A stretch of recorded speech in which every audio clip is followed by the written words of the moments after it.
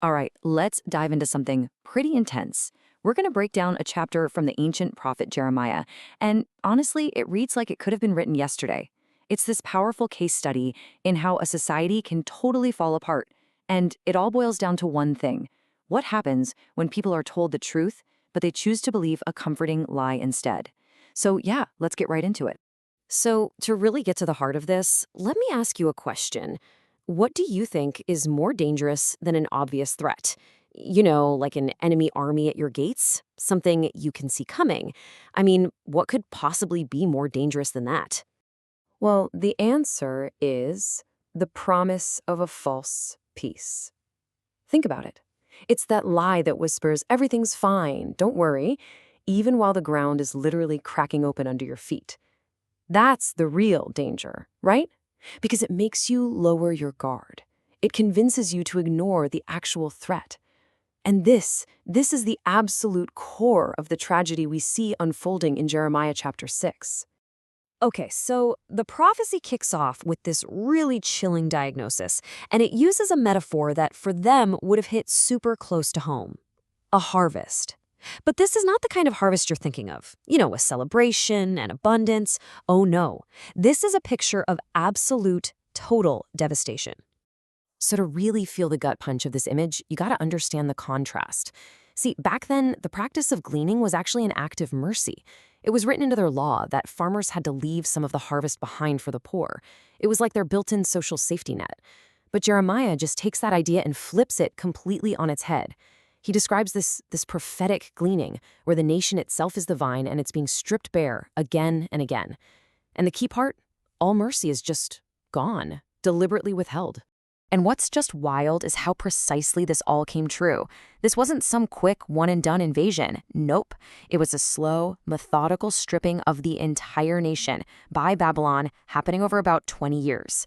First, they came and took the best and brightest young people. Then, a few years later, they came back for the king, the nobles, the skilled craftsmen. And finally, they came for the city itself. Each time, they were gleaning what was left, exactly like the prophecies said they would. So that merciless harvest, that was the symptom. But what was the actual disease?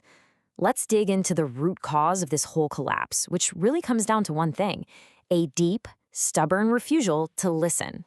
Jeremiah uses this really striking phrase. He says their ear is uncircumcised. Now, in their culture, circumcision was the physical sign of their sacred promise, their covenant with God.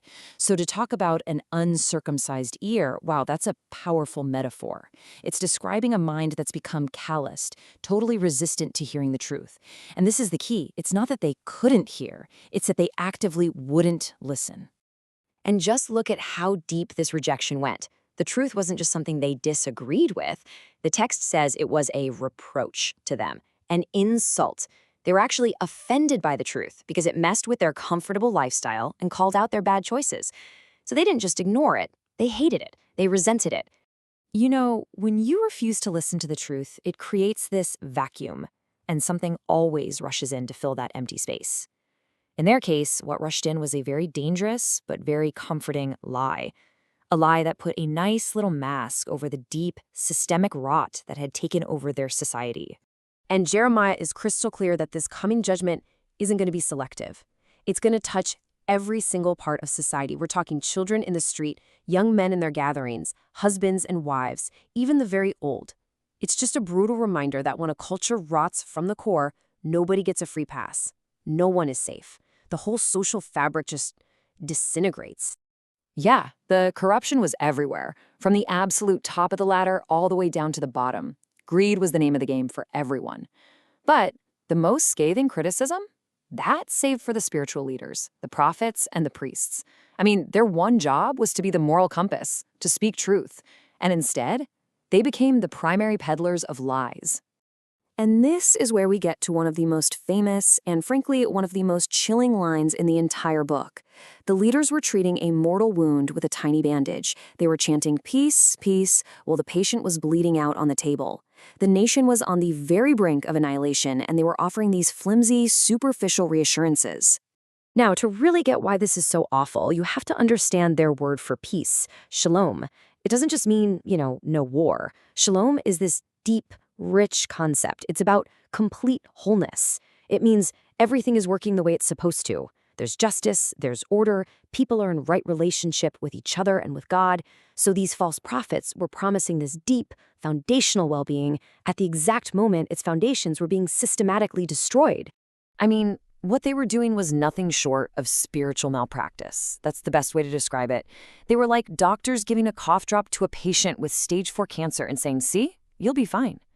It's this therapeutic, feel-good religion designed to soothe symptoms while the fatal disease is just raging unchecked. And this next part, this might be the most terrifying verse in the whole chapter. It's the final alarm bell screaming. God asks, were they ashamed? And the answer is no. They did not even know how to blush. Can you imagine that? They had lost the capacity for shame. Shame is like our internal moral warning system, right? It tells us when we've crossed a line. When a whole culture loses that, when they can't even blush at their own corruption, they've crossed a moral point of no return. How can you even begin to turn back at that point? Okay, so it's really, really important to get this next part. This whole disaster wasn't just some random bad luck. It didn't just happen to them. It was the direct result of a conscious, deliberate choice that they made, because God actually laid out a very clear path for them. The invitation was simple. Stand at the crossroads and look, ask for the ancient paths, ask where the good way is, and walk in it. So what does that even mean? The old paths, is this just about being nostalgic? Make things great again? No, not at all. This wasn't about nostalgia. The old paths meant returning to their foundational truths. It was about getting back to basics, obeying the law, staying loyal to their promises, and, this is a big one, practicing actual justice, especially for the vulnerable. It was a call to return to the very things that were designed to give them life and keep their society stable and whole. And their response? It wasn't, we don't understand. It was blunt. It was clear. It was final. They said, we will not walk in it. That's it. They were shown the road to healing, and they just flat out refused to take it. They deliberately chose the other path. So where does this all lead? Well, let's look at the conclusion. Because of this deliberate choice, the consequence that follows isn't just random or petty. It's laid out like a formal public verdict in a court of law. It's this incredibly dramatic scene. God calls on everyone, all the other nations, the earth itself, to come and be witnesses. He's turning this into a cosmic lawsuit right out in the open. And the whole point is transparency. No one can ever turn around and say God was being secretive or unfair. It's all on the record. Now the people try to defend themselves. They're like, but look at all our religious activity. We're importing the best, most expensive incense all the way from Sheba for our rituals. But God's response is just devastating. He basically says, I don't care about your fancy incense. He completely rejects their worship because it was just for show. It had zero connection how they actually lived their lives. They had these impressive, prestige offerings, but their hearts were totally disobedient. So what's the final sentence? God says he will lay stumbling blocks before this people. And this is such a fascinating idea. The ultimate punishment isn't just an external army. God says that their own choices, their greed, their confusion, their lies, those will become the stumbling blocks. He's essentially letting them trip and fall over the very mess they created, making their collapse inevitable. And that really brings us to the core lesson of this whole thing. Jeremiah 6 shows us the tragedy of a people who were given a clear choice, and they chose comforting lies over inconvenient truth. They chose reassurance over real warnings. And what they discovered, the hard way, is that false peace is the most fragile shelter there is. It always collapses. And when it does, the crash is often way worse, way more violent than just facing the danger with your eyes wide open from the start.